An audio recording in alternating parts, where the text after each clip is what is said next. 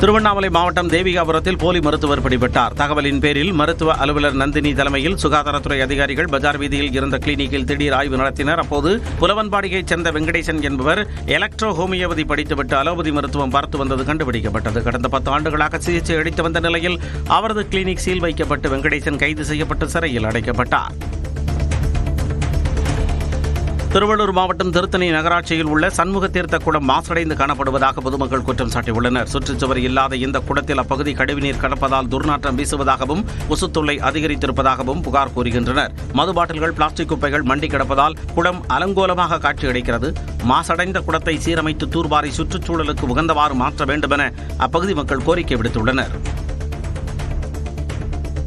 திருச்சியில் கோரிக்கைகளை வலியுறுத்தி தேசிய தென்னிந்திய நதிகள் இணைப்பு விவசாய சங்கத்தினர் காவிரி ஆற்றில் குதிக்கும் போராட்டத்தில் ஈடுபட முயன்ற நிலையில் காவல்துறையினர் தடுத்து நிறுத்தினர். காவிரி ஆற்றில் 10 கிலோமீட்டர் ஒரு தடுப்பணை, காவிரி அடையாறு திட்டத்தை நிறைவேற்ற வேண்டும் என்பன உள்ளிட்ட கோரிக்கைகளை வலியுறுத்தி போராட்டத்தில் ஈடுபட முயன்றனர். ஆற்றில் குதிக்கும் போராட்டத்தை காவல்துறையினர் தடுத்து நிறுத்தியதால் விவசாயிகள் மனித சங்கிலி போராட்டத்தில் ஈடுபட்டனர்.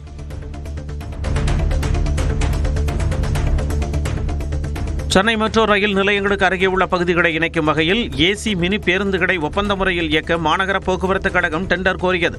மெட்ரோ ரயில் நிலையங்களுக்கு 220 புதிய மினி ஏசி மின்சார பேருந்துகள் இயக்க திட்டமிடப்பட்டுள்ளது. ஏசி மின்சார பேருந்து சேவை பயணிகளுக்கு பெரிதும் பயனளிக்கும் என போக்குவரத்துத்துறை அதிகாரிகள் தெரிவித்தனர்.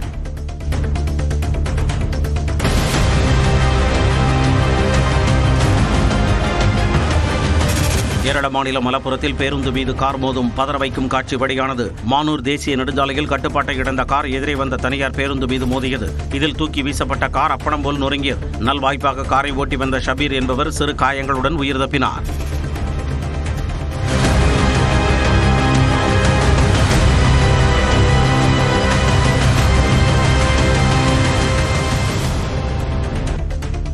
மூன்றாவது ஆசிய இடையோர் விளையாட்டு தடகள போட்டி மற்றும் 4வது தெற்காசிய சீனியர் தடகள சாம்பியன்ஷிப் போட்டிகளில் பதக்கம் வென்ற 8 வீரர் வீராங்கனைகளுக்கு மொத்தம் 40,50,000 ரூபாய்க்கான ஊக்கத்தொகையை துணை முதலமைச்சர் உதயநிதி ஸ்டாலின் வழங்கினார். 3வது ஆசிய இடையோர் விளையாட்டு தடகள போட்டியில் 2 வெள்ளிப்பதக்கம் வென்ற வீராங்கனை எட்வினா ஜேசனுக்கு 25 லட்சம் ரூபாய் வழங்கினார். மேலும் மானவ், நந்தினி, ஒலிம்பா, ஸ்டெஃபி, ஷரண், தினேஷ், ஆதர்ஷ் ராம் ஆகியோருக்கும் ஊக்கத்தொகை வழங்கி பாராட்டினார். ராமநாதபுரம் மாவட்டம் கமுதி அருகே பசும்பொன்னில் தேவர் குருபூஜையை ஒட்டி பாஜக கொடி நடும்பொழுது மின்சாரம் பாய்ந்ததில் 3 காயமடைந்தனர். பாஜக சார்பில் கொடிக்கம்பங்கள் நடப்பட்ட போது உயரழுத்த மின்கம்பி உரசி மின்சாரம் பாய்ந்ததில் கருப்பண்ணன், ரவி, சரவணன் ஆகியோர் காயமடைந்தனர். படுகாயமடைந்த கருப்பண்ணனுக்கு சிவகங்கை அரசு மருத்துவமனையில் மேல் சிகிச்சை அளிக்கப்படுகிறது.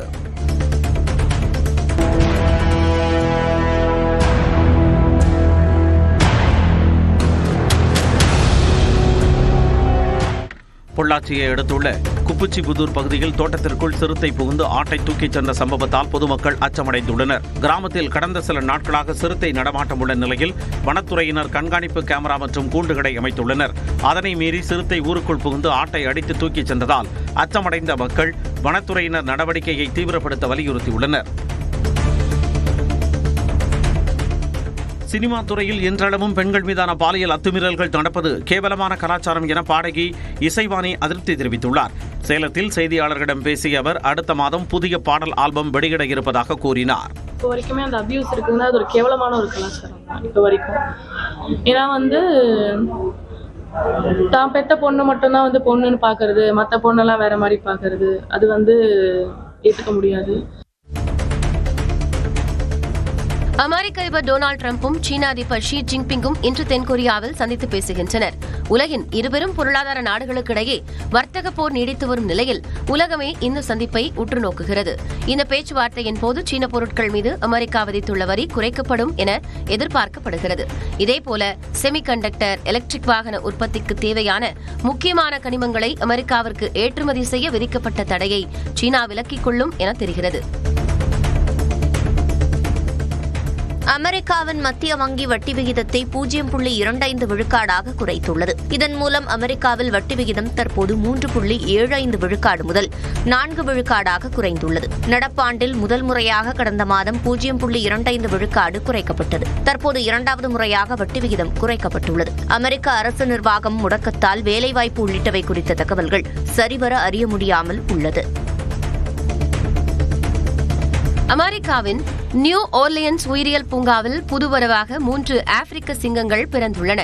காளி மற்றும் அர்னால் சிங்க தம்பதிகளுக்கு கடந்த 19ஆம் தேதி 3 சிங்க குட்டிகள் பிறந்ததாகவும் குட்டிகள் அனைத்தும் உடல் ஆரோக்கியத்துடன் சுறுசுறுப்பாக இருப்பதாகவும் பூங்கா நிர்வாகம் தெரிவித்துள்ளது.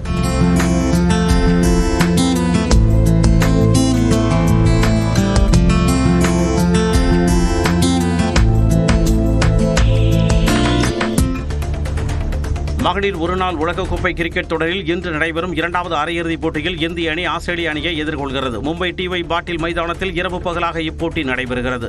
நடப்பு உலகக்கோப்பை தொடரில் ஒரு போட்டியில் கூட தோல்வியடையாத ஆஸ்திரேலிய அணி வலுவான நிலையில் உள்ளது. அதே நேரத்தில் இந்திய அணி 3 போட்டிகளில் மட்டுமே வென்று கடைசி அணியாக அரையிறுதிக்கு தகுதி பெற்றது. மழையால் இன்றைய ஆட்டம் கைவிடப்பட்டால் ஏற்கனவே பெற்ற புள்ளிகளின் அடிப்படையில் ஆஸ்திரேலிய அணி இறுதிப் போட்டிக்கு முன்னேறிவிடும். தோடவந்தானில் 5000த்திற்கும் மேற்பட்ட மூட்டை நெல்மணிகள் போதிய பாதுகாப்பின்றி வைக்கப்பட்டுள்ளதாக விவசாயிகள் கவலை தெரிவித்துள்ளனர். ஆண்டிப்பட்டி, கருப்பப்பட்டி, அமைச்சியாபுரம், கட்டங்குளம் உள்ளிட்ட பகுதிகளில் கொள்முதல் நிலையங்களில் நெல்மணிகள் குவித்து வைக்கப்பட்டுள்ளன. 3 நாட்களுக்கு முன்பாக மத்திய குழுவினர் ஆய்வு செய்ததை தொடர்ந்தும் கொள்முதல் செய்யாமல் இருப்பதாக கூறப்படுகிறது. சில இடங்களில் மழையில் நனைந்த நெல் குவியல்களை மறுபடியும் உலர வைக்கும் சூழ்நிலை விவசாயிகளுக்கு ஏற்பட்டுள்ளது.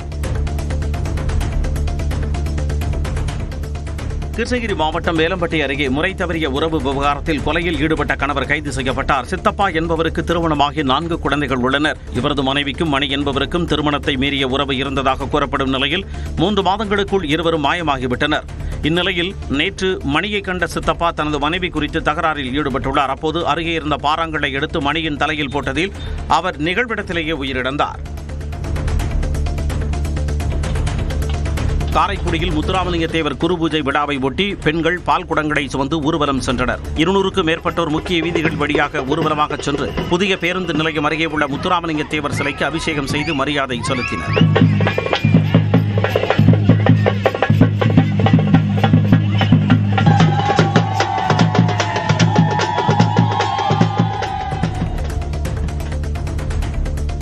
ஐடி ஊழியர் கவின் கொலை வழக்கில் கைதான சிறப்பு உதவி ஆய்வாளர் சரவணனின் ஜாமீன் மனுவை 3வது முறையாக தள்ளுபடி செய்து நெல்லை சிறப்பு நீதிமன்றம் உத்தரவிட்டுள்ளது. கவின் ஆணவ கொலை வழக்கில் சுர்ஜித், அவரின் தந்தையும் சிறப்பு உதவி ஆய்வாளருமான சரவணன் உள்பட 3 பேர் கைது செய்யப்பட்டனர். அதில் ஜாமீன் கோரி நெல்லை மாவட்ட வன்கொடுமை தடுப்பு சிறப்பு நீதிமன்றத்தில் சரவணன் 3வது முறையாக மனு தாக்கல் செய்தார். அரசு மற்றும் பாதிக்கப்பட்டவர் தரப்பில் அவருக்கு ஜாமீன் வழங்க எதிர்ப்பு தெரிவிக்கப்பட்டதால் மனு தள்ளுபடி செய்யப்பட்டது. பெரம்பலூரில் அரசு மருத்துவமனையில் சிகிச்சைக்காக அனுமதிக்கப்பட்ட பெண்ணுக்கு பாலியல் தொந்தரவளித்த ஊழியரை போலீசார் கைது செய்தனர். கடலூர் மாவட்டத்தைச் சேர்ந்த பெண் குடும்ப பிரச்சினையில் விஷமருந்திய நிலையில் பெரம்பலூர் அரசு மாவட்ட தலைமை மருத்துவமனையில் அனுமதிக்கப்பட்டார். சிகிச்சையின் போது பெண்ணுக்கு தூக்க மருந்து வழங்குவதாக கூறி அழைத்துச் சென்று ஊழியர் பெரியார் செல்வம் பாலியல் தொந்தரவளித்ததாக கூறப்படுகிறது. பெண்ணின் தாயார் அளித்த புகாரில் பெரியார் செல்வம் கைது செய்யப்பட்டார்.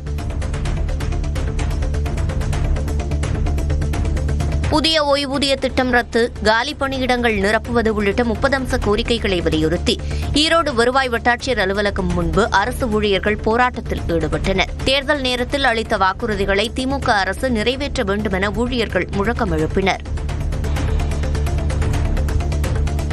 புதுக்கோட்டையில் புதிய பேருந்து நிலையம் அருகே மகளிர் சுய உதவி குழுவினரால் தயாரிக்கப்படும் கைவினைப் பொருட்களை விற்பனை செய்வதற்காக அமைக்கப்பட்டுள்ள மதிய அங்காடியை அமைச்சர்கள் ரகுபதி மற்றும் மெய்யநாதன் ஆகியோர் திறந்து வைத்தனர். செய்தியாளர்களிடம் பேசிய அமைச்சர் ரகுபதி, அடுத்த ஆண்டு தமிழ்நாட்டில் இருந்து பாஜக காணாமல் போகும் என்றார். 2026 தேர்தலுக்கு பிறகு பாஜக தமிழ்நாட்டிலிருந்து காணாமல் போகுமே தவிர எங்களுடைய தலைவர் காணாமல் போக மாட்டார். நிச்சயமாக திராவிட மாடல் ஆட்சியினுடைய 2ஆம் பாகம் தொடரும்.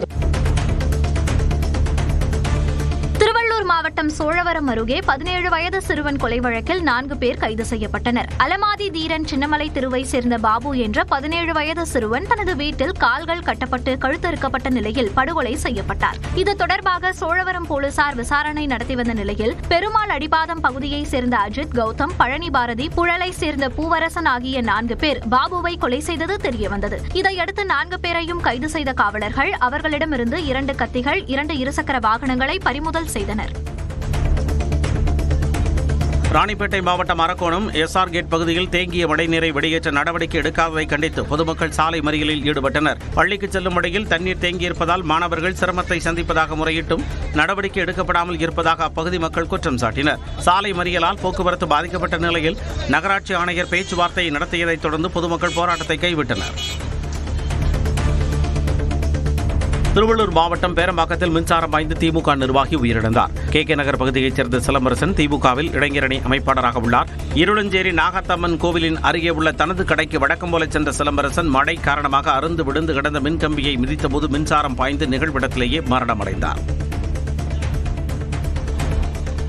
நீலகிரி மாவட்டம் மசினகுடியில் சாலையில் வலம் வந்த கரடியை சுற்றுலா பயணிகள் வியப்புடன் பார்த்து ரசித்தனர். நேற்று மாலை ஆற்றக்கரையில் இருந்து மசினகுடி செல்லும் முச்சந்திப்பு சாலையில் கரடி ஒன்று வலம் வந்தது. இதனால் அவ்வழியாக சென்ற வாகன ஓட்டிகள் உடனடியாக வாகனத்தை நிறுத்தினர். சிறிது நேரத்தில் வனப்பகுதிக்குள் கரடி ஓடியதைத் தொடர்ந்து போக்குவரத்து சீரானது.